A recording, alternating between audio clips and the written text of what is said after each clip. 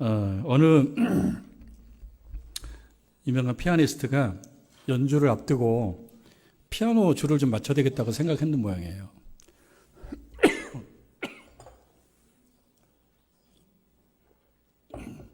조율사를 불렀는데 조율사가 피아노 소리를 듣고 조율을 합니다. 그래서 말을 하는 거예요. 뭐라고 얘기하냐면 이 피아노가 괜찮은 피아노라고. 상태가 괜찮습니다. 피아노 상태 괜찮습니다. 그런데 다만 한 가지 얘기하자면 좀 오랫동안 조율을 하지 않은 것 같아요. 그래서 음이 사실은 조금씩 틀어져 있어요.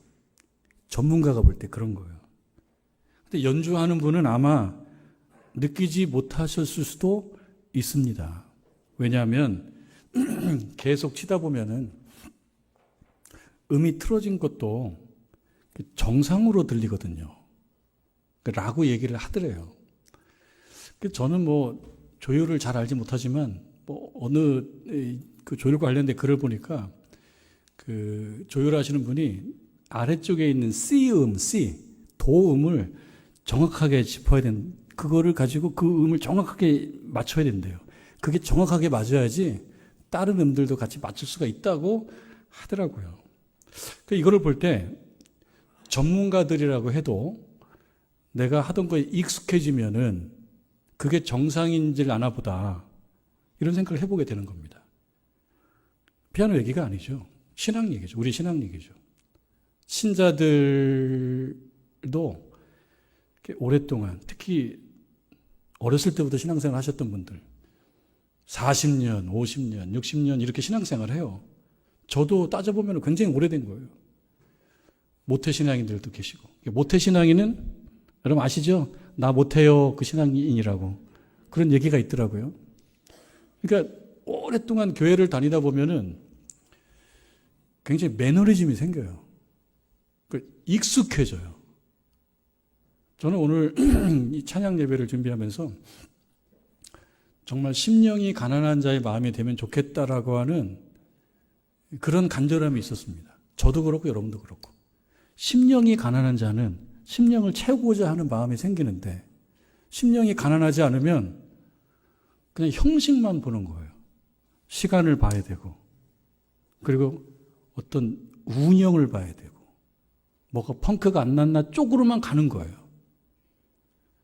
예수님께서 마리아와 마르다를 얘기할 때 사실 마르다도 칭찬받아야 되는데 약간 마르다를 조금 책망하는 듯한 그거는 마르다가 잘못했다라기보다는 우리 신앙인들이 살아가다 보면 정말 중요하게 집중해야 되는 하나님의 말씀과 성령의 임재에 조금 무심해지는 그렇게 되지 않나.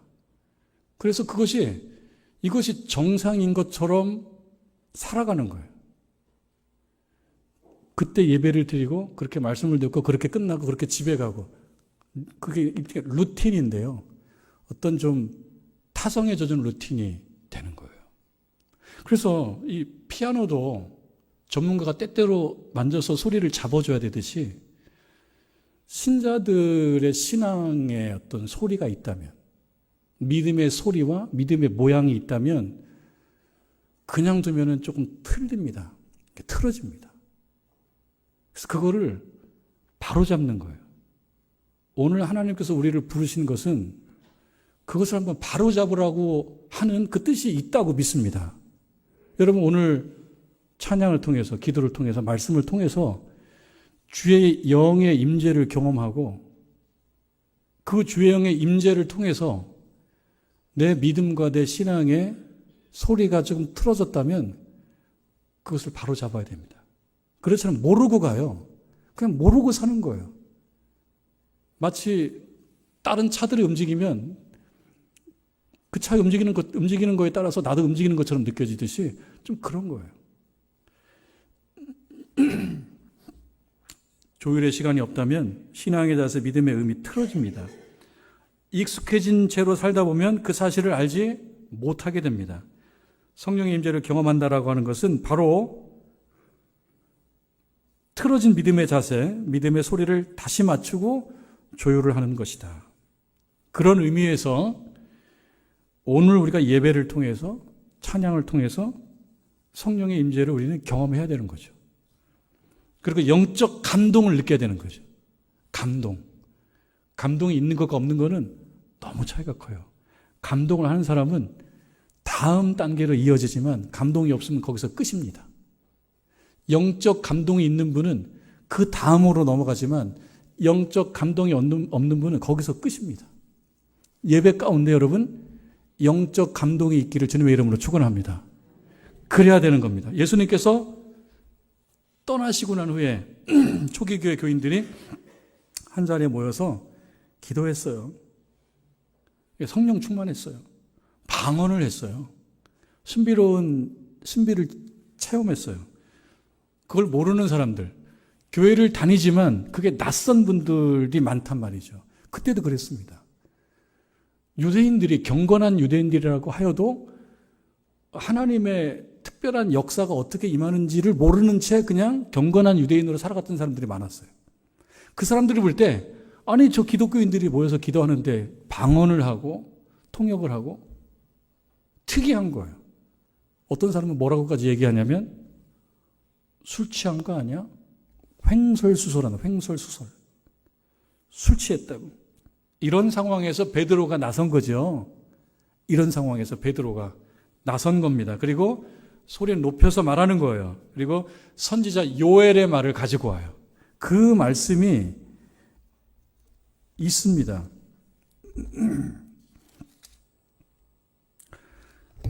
2장 17절에 선지자 요엘의 말씀을 베드로가 가지고 와요. 그래서 뭐라고 얘기하냐면 하나님이 말씀하시기를 말세에 내가 내 영을 모든 육체에 부어주리니 너희 자녀들은 예언할 것이요. 다른 거 어려우니까 다 빼요. 어려우니까 빼요. 그러니까 뭐는 알 수 있냐. 너희 자녀는 예언할 것이요. 예언이라고 하는 것은 하나님께서 말씀을 주시는 거예요. 하나님께서 계시를 주시는 거예요. 너희 자녀들은 예언할 것이요. 너희 젊은이들은 환상을 보고, 환상은 손으로 만져지는 것이 아닙니다. 신앙적 영적 경험입니다. 너희 늙은이들은 꿈을 꾸리라. 여기서 꿈을 꾼다라고 하는 꿈도 하나의 계시의 통로예요. 그러니까 누구나 영을 하나님께서 부어주시면, 하나님께서 영을 부어주시면 다 계시의 담지자가 된다는 거예요. 다 계시를 받는 자가 된다는 거예요. 계시가 있어야 되죠. 계시, 하나님의 말씀이 있어야지 신앙생활 하죠. 우리가 교회 나와서 예배드리고 말씀 듣고 찬양하면서 하나님께서 나에게 이렇게 말씀하시네라는 것이 있어야지 한 주간 능력 있게 살아가죠. 이 말씀을 가지고 와서 얘기합니다. 바로 그거라고. 주의 영이 임하니까 생기는 현상인데 주의 영을 경험하지 못한 사람에게만 낯설게 보일 뿐이라고. 우리들도 교회 오래 다니지만 주의 영을 경험하지 못하고 오랫동안 살아가다 보면 이 모든 영적인 은혜와 하나님의 신비가 다 낯선 것일 뿐이에요. 그리고 경우에 따라서는, 상황에 따라서는 술 취한 거 아니야? 이상한 거 아니야? 이렇게 말할 수도 있다라고 하는 이야기를 베드로가 하고 있습니다. 설교합니다. 그러면서 너희가 법 없는 자들의 손을 빌려 못 박아 죽였다. 누구? 예수님을. 하나님께서 그를 사망의 고통에서 풀어 살리셨다. 너희가 죽였다. 너희가 죽였다. 여러분, 이 시간에 여러분들 향해서 여러분들이 한 거예요, 잘못을. 여러분들이 유리창 깬 거, 여러분들이 접시를 깬 거예요. 그러면 딱 어떤 생각이 드냐면 방어 본능이 생기죠. 장로님이 잘못한 거예요. 권사님이 잘못한 거예요. 집사님이 그렇게 한 거예요. 라고 얘기하면 무엇이? 내가? 이게 방어 본능이 생긴단 말이에요. 그 방어 본능이 실체를 가릴 때가 많습니다. 방어 본능이. 37절의 말씀. 그들이 이 말을 듣고 어떻게 돼요? 방어 본능이 생겼는지 시험에 들었는지 알 수 없는데 한번 읽어보면 이 말을 듣고 마음에 찔려 마음이 반응하는 거예요. 이것이 중요합니다. 마음이 찔렸다라는 표현은 뭡니까? 하나님의 말씀을 듣고 내 마음이 반응한다는 거예요. 내 마음이 다른 곳으로 안 간다는 거예요. 당신이 그렇게 했다라고 얘기하니까 장로님이 그렇게 했고 권사님이 그렇게 했고 집사님이 그렇게 했어요 라고 얘기하니까 기분이 팍 나빠지는 게 아니고 마음이 찔렸다. 이게 뭐예요? 마음이 반응한다는 거죠. 마음이 반응하게 되면 그 다음에 어떻게 되냐면 37절 끝에 보니까 이렇게 되어 있어요. 사도들에게 물어 이르되 형제들아 우리가 어찌할꼬. 그러면 우리는 어떻게 해야 됩니까? 이 질문으로 나아갑니다. 여러분 우리가 예배드리고 하나님의 말씀으로 찔림을 경험한 다음에는 스스로에게 어떤 말씀을 해야 되냐면 자기 스스로에게 그럼 하나님 저 어떻게 해야 돼요? 이게 있어야 돼요. 하나님 저 한 주 어떻게 살아야 되고요? 저 그 사람에게 어떻게 해야 돼요? 저 교회에서 어떻게 해야 되고 저 그 일에 어떻게 해야 돼요? 라고 물어봐야 돼요. 그리고 하나님 말씀을 듣고 그렇게 가는 것이 성숙이고 성장입니다. 그렇지 않으면은 그대로 가는 것이다. 마음의 찔림을 경험하시기를 주님의 이름으로 축원합니다. 반응하는 거예요. 하나님의 말씀에 반응하는 거.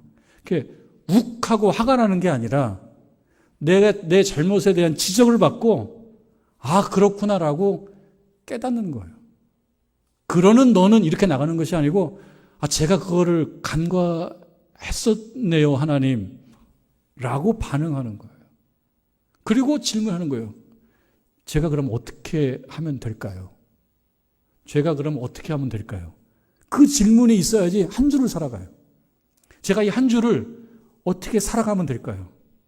제가 하나님 주신 사명을 어떻게 감당하면 될까요?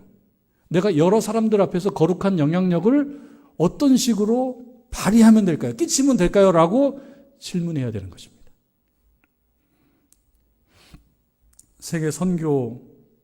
세계 기도 선교회라고 하는 단체의 대표로 계시는 최남수 목사님, 제가 잘 아는 분은 아닙니다만 이분이 인터뷰한 글을 쓴 걸 보니까 이렇게 되어 있어요. 교회의 부흥을 잘 정리했어요. 교회의 부흥. 교회의 부흥이 뭐냐라고 정리를 했는데요. 이렇게 얘기를 해요. 어떤 교회가 부흥을 한다는 말은 궁금합니다. 뭐라고 답할지. 어떤 교회가 부흥한다라고 하는 말은 그 교회에 성령 충만한 사람이 많다는 뜻입니다. 이렇게 대답을 해요. 어떤 교회가 부흥한다라고 하는 것은 그 교회에 성령이 충만한 신자가 많다는 것을 의미한대요. 우리 교회는 왜 부흥을 안 해? 그럼 무슨 뜻이에요? 우리 교회에 성령 충만한 신자가 적다는 뜻을 지적하는 거죠. 자, 그런데 뭘 생각해 볼 수 있냐면, 그러면 교회의 부흥은 모두의 일인 거죠. 왜냐하면 성령 충만한 신자가 많을 때 부흥이라고 한다 그러면. 교회는 모두의 일인 거예요. 모두의 일. 우리 모두의 일이고 동시에 나의 일인 거죠. 내가 빠져도 부흥은 있을 수 있습니다. 내가 빠져도 많음은 형성될 수 있습니다. 내가 없다라고 해서 적어지는 건 아니에요. 나 한 명 빠져도 많을 수 있어요. 나 빠져도 많을 수 있어요. 그런데 많음이라고 하는 것은 그 안에 많은 개인이 들어가 있는 거예요. 많음이라고 하는 말 속에 꽉 찼다라고 하는 거예요. 뭐가 찼다라고 하는 그 안에 개별적인 것들이 많다라는 거예요. 많은 나가 있을 때 많음이 되는 거죠. 많은 나가 있을 때. 나 한 명이 빠져도 많음은 될 수 있어요. 그러나 그 나 하나가 많으면 부흥을 경험할 수가 없어요. 그러니까 여러분들 각자가 어떻게 결심해야 됩니까?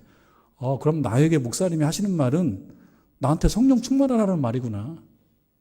나에게 성령 충만하라라고 하는 말을 좀 쉽게 풀면 나에게 영적으로 감동하는 시간을 많이 가지라는 뜻이구나.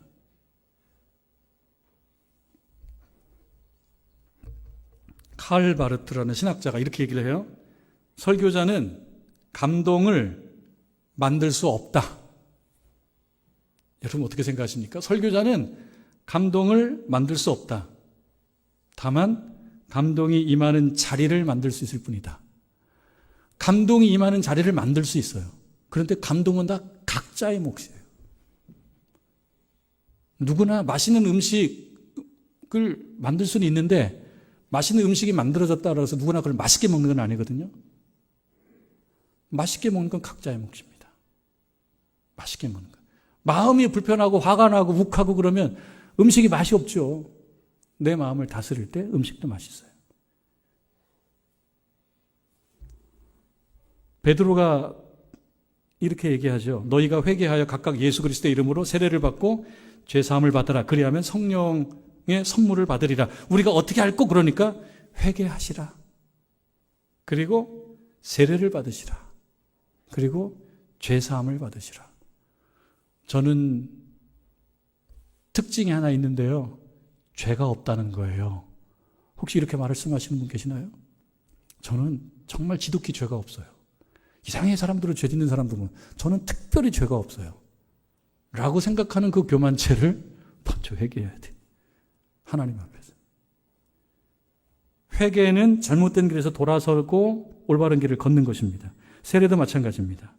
단순한 예식이 아니고 진심으로 돌아서는 것입니다. 제가 목사님들하고 가끔 한 달, 두 달 혹은 석 달에 꼭 정기적이지만 또 꼭 정기적인 건 아닌 독서 모임이 하나가 있어요. 이 신앙적인 서적을 읽고 가서 좀 이야기를 나누는 그런 모임이 하나 있어요. 점심 식사도 한번 하고 또 대화하고 그러는데요. 유익한 경우는 어떤 경우냐면 어떤 분이 자기 신앙 얘기를 하는 거예요. 책을 읽고 신앙적으로 성찰을 하고 그 이야기를 하면은 들을 때 겸손한 마음으로 들으면은 은혜가 되게 많이 돼요. 그 사람의 이야기를 듣게 되고 그 사람이 그 책을 통해서 깨닫는 얘기를 듣게 되고 그리고 내가 생각하지 못한 것들을 말해요. 그러면 제가 받아 적습니다. 굉장히 유익하더라고요. 내 이야기를 하고 그의 이야기를 듣고 하는 과정 속에서 자극이 발생하더라고요. 자극이 발생해요. 공감을 하게 되고 반성을 하게 돼요. 그리고 동기부여를 경험하게 돼요. 마음을 먹게 돼요. 중요한 거는 뭐냐면 마음을 먹는 겁니다. 마음을 먹는 단계까지 가지 않으면 그러면은 뭐라고 해야 될까요? 마음을 먹는 단계까지 가야 됩니다. 예배는 그런 것입니다. 마음을 먹는 단계까지 가야 됩니다. 구역장님들이 조금 노력하셔가지고 한 달에 한 번씩은 꼭 구역 예배를 드리셨으면 좋겠어요. 모여서 신앙 얘기를 하는 거예요. 자기 신앙 얘기, 부족한 얘기, 은혜 받은 얘기. 그럼 구역장님이 준비를 좀 많이 해야 되거든요. 내가 어떻게 인도할까? 무슨 얘기를 할까? 제가 찬양 인도하면서도 제가 다 적어왔거든요. 적어서 준비를 해야 됩니다. 그리고 한 달에 한 번쯤은 모여서 말씀을 나누고 은혜를 나누고 기도하면은 우리에게 자극을 경험하게 됩니다. 영적 자극, 신령한 자극을 경험하게 돼요. 공감하게 돼요. 반성하게 돼요. 그리고 마음 먹게 돼요. 결심을 하게 돼요. 그리고 매너리즘에서 탈피할 수 있는 기회를 얻게 됩니다. 여러분들 메마름을 늘 경계하시고 늘 찬송하시기를 바라고 늘 기도하기를 바라고 늘 말씀을 읽으시기를 바랍니다. 그리고 주 안에서 교제하시기를 바라고 주 안에서 누리시기를 바랍니다. 그것이 복된 삶입니다. 늘 감동하는 것, 은혜를 경험하는 것, 이것은 각자의 몫이다라고 하는 것을 잘 깨달으시고 하나님께서 주신 영적 만찬의 자리에서 맛있게 드시면서 은혜를 경험하고 영적 감동을 경험하고 마음을 먹고 결단하며 새로운 인생을 살아가는 저와 여러분 되기를 주님의 이름으로 축원합니다.